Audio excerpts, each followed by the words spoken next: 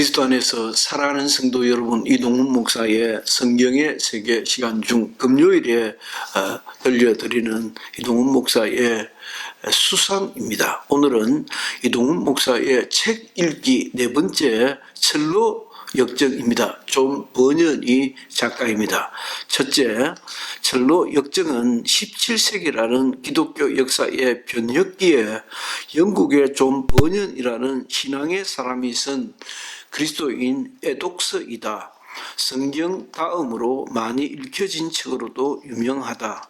나로서는 목사님이 되겠다고 찾았던 신학교 1학년 시절 여러 번 설교를 통해 들었던 책이어서 큰 기대를 가지고 읽었던 기억이 또렷하다. 먼저 설교든 성경 공부 시간을 통해 익히 들었던 그 유명한 책의 내용이 별 것 없고 재미도 없었던 것이 무척 인상적이었다. 그때 저는 생각하기를 아니 이렇게 별 것 아닌 책이 그렇게 유명했나 했다. 그런데 그 재미없고 야단스럽지도 않은 책의 줄거리가 책을 다 읽고 난 이후 신기하다 싶도록 뇌리에서 떠나지 아니하고 따라다녔다. 그제야 야 참 신기하다. 유명한 책으로 자리 잡은 이유가 따로 있었네 라고 했던 기억이 남아있다. 지금 저의 생각으로는 그 책이 대단히 성경을 닮았고 단순하고 그 단순한 중에서도 여러 주제들을 담고 있었기 때문에 결국 인생들은 살아가면서 그와 같은 주제 속에 살게 되고 그 살게 됨으로 인해서 첼로 역정에도 그 욕망에 대해서 담겨 있었지. 나도 지금 욕망의 시간을 가지고 있구나. 그런 식이죠. 둘째, 저자 존 버년입니다. 존 버년은 땜장이의 아들로 태어났다. 당시는 종교개혁이 한창이었던 때로 영국에서도 왕당파와 의회파가 갈라져 전쟁이 일어났을 때 16세의 버년도 의회파의 일원으로 전쟁에 참전하였다. 그가 성장하고 신앙생활하였던 마을은 지금 거의 헐어지고 지난 여러 개혁자들이 그러하였듯 그가 침례를 받고 출석하였던 교회며 그의 유적들은 소박하고 작은 기념표지만 남아있을 뿐이다. 유럽에는 이런 방식이 유럽식의 역사 기억하기가 아닌가 싶도록 이런 유적들을 쉽게 볼 수 있다. 아무튼 그는 청년 시절의 방황 후 강력한 회심을 경험하고 25세의 침례를 받고는 28세의 해중 설교가로 나타나게 된다. 이후 왕당파의 승리로 전쟁이 끝나면서 영국은 현재의 성공회로 알려진 영국형의 개혁교회가 국교로 선포되고 그로 인해 의회파는 모진 탄압을 받게 된다. 이때 버년은 나라가 허락하지 않은 불법 집회와 이전 왕당파에 대항해서 의회파로 참전하였던 기록 때문에 무려 12년간의 감옥 생활을 하게 된다. 추록 후 다시 설교자로 나서 49세에 또 불법 집회로 감옥 생활을 하는 중 기독교 불후의 명작이라는 첼로 역정을 쓰게 된다. 그러나 그는 비를 맞으며 런던으로 가다 폐렴에 걸려 사망을 하고 만다. 그의 나이 60세였다. 그는 첼로 역정의 세계정 그대로 모진 시험과 위기, 고난을 아파한 참 진지하고도 경건한 신앙의 사람이었다. 영국의 그 유명한 옥스퍼드나 케임브리지 출신이 아닌 땜장이 아들 존 버년을 하나님이 주목하시고 그를 쓰셨던 것이 참 인상적이다. 첼로 역정은 대중 메신저였던 그의 경력같이 쉬운 우화 형식의 글로 감옥에서 탄생하였던 것이 참 우리의 가슴을 울리게 한다. 그가 갇혔던 감옥의 건너편에는 그의 아내 엘리자베스가 남편의 빠른 추록을 위해 기도하고 면회하였을 것으로 알려진 호텔이 있었다. 그러나 하나님은 그 아내의 기도를 들으시지 않았던 것이 번연은 만기 출소한 것으로 전해진다. 전로 역정은 그렇게 시련 가운데 태어났다. 다복하고 편안하고 기도를 속히 응답받는 것만이 하나님이 인도하시는 길이 아님을 깨닫게 하는 대목이다. 세 번째, 글의 내용. 전로 역정은 나로 등장하는 1인칭 형식으로 주인공은 어느 날 잠이 들어 꿈을 꾸게 된다. 그 꿈의 내용이 전로 역정인 셈이다.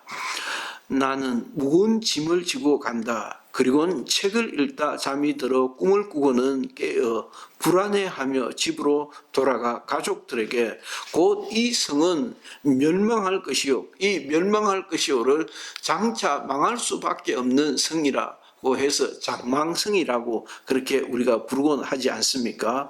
우리는 모두 죽을 것이라고 말한다. 이 말을 들은 가족들은 그가 미쳤다 하고, 그러나 나는 집을 떠나 전도사, 목사의 안내를 받으며 멸망에 놓인 성을 떠나 천국을 향한다. 전로 역정의 과정에는 수많은 캐릭터의 인물들이 등장한다. 그 인물들은 단순히 작가적 상상력으로 창작된 것이 아니라 번연히 살며 만났으며 경험하였던 삶 자체가 아니었던가 싶다. 번연 기념관에는 현존하는 거의 모든 언어의 번역본이 소장되어 있는데 거기에는 한국교회 초창기 가나다 출신의 선교사가 성경에 이어 곧바로 번역된 것으로 알려진 한국어판도 소장되어 있다. 아마 우리로서는 거의 읽기도 힘든 옛말로 되어져 있습니다. 한국 교회사와 함께하는 책인 셈이다. 역시 전로 역정을 압도하는 것은 책 속에 등장하는 수많은 캐릭터들이다. 거기에는 우리가 이 세상을 떠나 천성을 향해 나아갈 때 경험할 수 있는 거의 모든 사건들이 등장하고 또 지나간다. 지나갔는가 하면 다시 새로운 사건들을 만난다. 그 과정은 오직 천성을 향해 포기하지 않고 얻어가는, 배워가는 경험 그 자체이지 않을까 싶다. 그리스도인이 된 인간이 경험하고 경험하게 되는 온갖 실수, 악함, 실망, 고집, 고난, 포기, 절망이라는 늪, 약함, 겸손의 계곡, 기쁨의 산, 도덕, 합법, 마법의 성, 선이며 의, 아름다운 궁정, 소망, 두 개의 길, 헛된 확신, 이 모두가 전로 역정에 등장하는 컨셉들이다.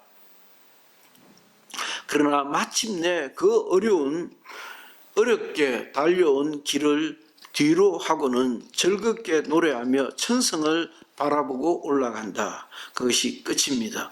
오랜 시간이 지난 독후감이다.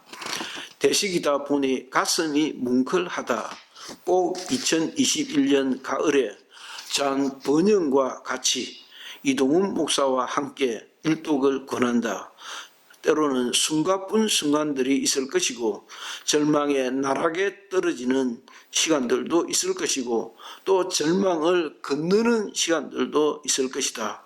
지난 세월 내 삶에 드리웠던 수많은 아픔들이 전 번연의 철로 역정에 등장하는 그 시련과 함께 주마등처럼 스치기도 할 것이다. 전 번연 속에서 신앙하는 이 나의 모습을 위로하고 격려할 수 있기를 기대하고 기도한다. 글 이동훈 목사. 이동훈 목사의 책 읽기 네 번째 철로 역정을 여러분들에게 소개하였습니다. 이 철로 역정은 이동원 목사라고 침례교회의 아주 유명한 목사님이시죠. 설교도 잘하시고 이동원 목사님의 그 철로 역정이라는 동영상도 익히 알려져 있습니다. 저는 이 책 읽기 시간을 통해서 일단 한 50권 정도의 순수한 저의 말로 세간에 널리 돌아다니는 그런 독후감이 아니라 가능한, 그러니까 제가 뭐 데미안도 소개하고 삼국지도 소개하고 또 천국의 열쇠도 소개했는데 오늘 네 번째 철로 역정을 소개했습니다. 그러다 보니까 본헤프의 그 박사학위 논문인데 성도의 공동생활이라는 책을 제가 기억하게 되었습니다.